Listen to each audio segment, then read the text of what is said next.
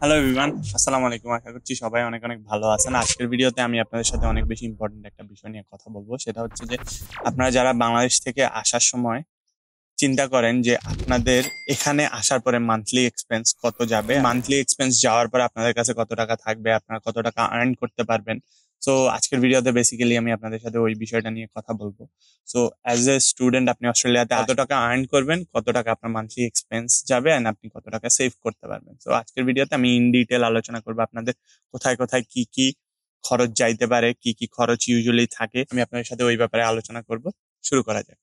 তো first of all আপনারা যখন আসবেন আপনাদের মোটামুটি খরচ বলতে থাকবে যে রেন্ট, খাওয়া দাওয়া, ট্রান্সপোর্টেশন, অ্যান্ড দেন হচ্ছে যে আপনি যদি বাইরে ঘুরতে যান, ঘোরার সময় খরচপাতি, দেন খাওয়া দাওয়া, এই তো এগুলাই। এই জিনিসগুলা বাদে আপনাদের আর কি কি কস্ট থাকতে পারে, মিসেলেনিয়াস বিভিন্ন পেমেন্ট থাকতে পারে। লাস্ট লাস্ট উইক আমার গাড়ির 2টা টায়ার আমি চেঞ্জ করছি, ওখানে আমার $200 চলে গেছে। সো এরপরে হচ্ছে আপনি যদি গাড়ির সার্ভিস, আপনার যদি গাড়ি থাকে আপনি গাড়ি সার্ভিস করাইতে হবে। গাড়ি সার্ভিসের পিছনে আপনার অলমোস্ট এভরি 3 মান্থস বা 6 মান্থসে আপনার অ্যারাউন্ড $150-200 চলে যাবে। দেন হচ্ছে যে আপনার, যদি আমি ধরি গাড়ির পেট্রোলের পেছনে আপনার টাকা যাবে। একদম A to Z আপনার কি কি উইকলি এক্সপেন্সেস থাকতে পারে আমি ওই ব্যাপারে আপনাদের সাথে আলোচনা করবো। ফার্স্ট আপনাদের রেন্ট। রেন্ট আমি ধরে নিলাম আপনি একদম রিজনেবল প্রাইসের মধ্যে যদি পান, শেয়ার্ড $160 এরকম আমি ধরে নিলাম। $160 বিলস ইনক্লুডেড, $160 আমি ধরে নিলাম শেয়ার্ড। দেন হচ্ছে আপনাদের খাওয়া দাওয়ার খরচ। সো খাওয়া দাওয়ার খরচ পার্সন টু পার্সন ভ্যারি করে। সো আমি যদি ধরি আপনার $50 থেকে $100 পর্যন্ত আপনার খাওয়া দাওয়ার খরচ। আপনি যদি বাইরে না খান, বাসায় খান, আপনার $50 থেকে $100 আপনার খরচ যাবে। সো মোটামুটি $160। অ্যান্ড দেন হচ্ছে আপনার 160 প্লাস 50 অথবা $100। সো আমরা এখানে ধরবো যে $210 থেকে $260 আপনার খাওয়া দাওয়া প্লাস থাকা। দেন আসে হচ্ছে আপনার ট্রান্সপোর্টেশন। আপনি যদি পাবলিক ট্রান্সপোর্টে ট্রাভেল করেন তাহলে আপনার আরো $50। অস্ট্রেলিয়াতে আপনি যদি পাবলিক ট্রান্সপোর্টে ট্রাভেল করেন ফ্রিকুয়েন্টলি, আপনার জন্য খুবই চিপ এই জিনিসটা। অ্যান্ড আপনার ধরেন $50 এভরি উইক আপনার কস্ট যাবে। $50 উপর $1 খরচ হবে না। আপনার যদি 2 দিনে $50 কাইটা নেয়, ওপাল কার্ড নামে একটা কার্ড আছে, যেটা এখানে নিউ সাউথ ওয়েলস এর ট্রাভেল কার্ড। তো আপনি ওই ওপাল কার্ডে $50 রিচার্জ করবেন, $50 উপরে আপনার এক উইকে কাটবে না। ঠিক আছে, কিছু ক্ষেত্রে আপনার দেখা যায় যে 2-3 দিনে $50 চলে যাবে, দেন আপনি বাকি দিনগুলাতে জিরো, আপনি ট্যাপ করবেন জিরো, ঠিক আছে, কোনো টাকা কাটবে না।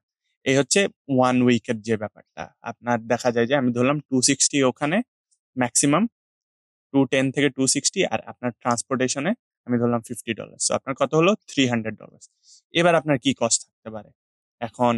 অনেকে আমাকে বলবে যে ভাই বাসার বিল, ফোনের বিল, ভংচং অনেক খরচ। সো বাসার বিল সহ আমি কিন্তু রেন্ট ধরে ফেলছি।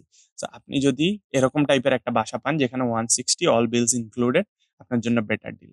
দেন হচ্ছে আমি ধরলাম আপনার ফোনের বিল। ফোনের বিল মান্থলি নর্মালি $50 থাকে। $50 যদি আপনি একটা প্ল্যান নেন তাহলে আপনার উইকে ধরে নিলাম আমি $12 করে, হ্যাঁ, বা $15 আমি ধরলাম, তাহলে আপনার $310 প্লাস $15 কত হলো?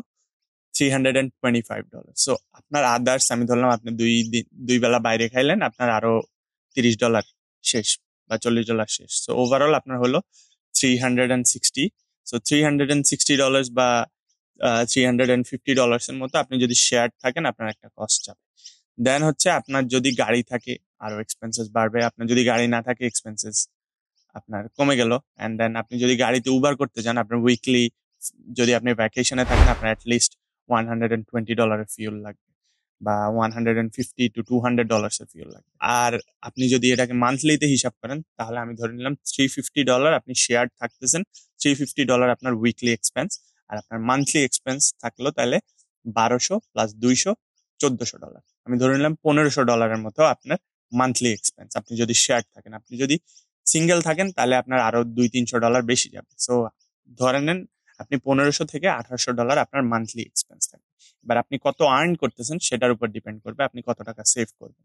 আমি ধরে নিলাম আপনি উইকলি যদি $600 ইনকাম করেন, আপনার 200 করে সেভিংস, দেন হচ্ছে আপনার কত 200-250 করে সেভিংস হলে আপনার মাসে $1000 আনফরচুনেটলি আমার ক্যামেরার চার্জ শেষ হয়ে গেছে, এখন ক্যামেরার চার্জ দিয়ে বাকি অংশটা শুট করা লাগতেছে। সো বিষয়টা হচ্ছে যে আপনারা কত টাকা আর্ন করতেছেন সেটার উপর ডিপেন্ড করবে আপনারা কত টাকা সেভ করবেন।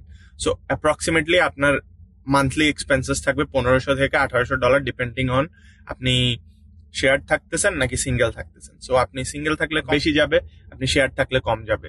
সো মোটামুটি এই ছিল আজকের ভিডিও। আশা করতেছি ভিডিওটা আপনাদের অনেক বেশি হেল্প হয়েছে। অ্যান্ড যদি হেল্প হয়ে থাকে অবশ্যই আপনারা লাইক দিতে ভুলবেন না, আপনার ফ্রেন্ডদের সাথে শেয়ার করতে ভুলবেন না, অ্যান্ড অবশ্যই ইউটিউব থেকে দেখলে সাবস্ক্রাইব করতে ভুলবেন না, অ্যান্ড বেল আইকন প্রেস করতে ভুলবেন না, ফেসবুক থেকে দেখলে আপনি ফলো করতে ভুলবেন না। তো এই ছিল আজকের ভিডিও। সবাই ভালো থাকবেন, সুস্থ থাকবেন। আসসালামু আলাইকুম।